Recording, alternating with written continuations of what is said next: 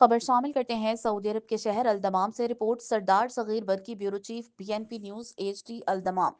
سردار بشیر پہلوان مرحوم کے لخت جگر نور چشم سردار ہارون بشیر عمرے کے لیے سعودیہ تشریف لائے، عمرہ ادا کیا۔ عمرہ ادا کرنے کے بعد حلقہ سہنسا کے سیاسی سماجی اشخاص کی طرف سے سعودیہ کے مختلف شہروں میں ان کے اعزاز میں دعوتیں کی گئی۔ جدہ ریاض تبوک کے بعد الدمام تشریف لائے۔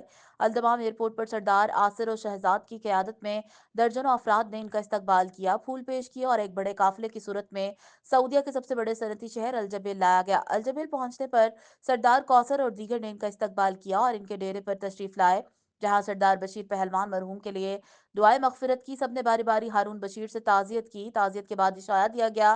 گزشتہ روز سیاسی سماجی اور کاروباری شخصیت سردار آصر اقبال اور سردار شہزاد کی طرف سے سردار بشیر پہلوان کی یاد میں ایک تعزیتی پروگرام کا انعقاد کیا گیا۔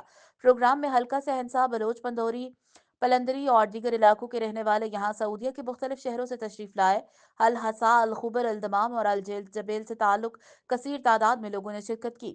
پروگرام کی صدارت سردار آصر اقبال نے کی اور مہمان خصوصی سردار ہارون بشیر فرزند سردار پہلوان بشیر مرحوم تھے۔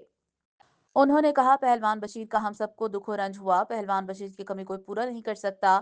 انہوں نے مزید کہا، ہم آپ کے ساتھ ہیں، آپ کے شانہ بشانہ چلیں گے، ہم اسی طرح پائیں گے جیسے ہم لوگ آپ کے والد محترم کے ساتھ تھے۔ اللہ پاک پہلوان بشیر کی مغفرت فرمائے اور جنت الفردوس میں جگہ عطا فرمائے، آمین ثم آمین۔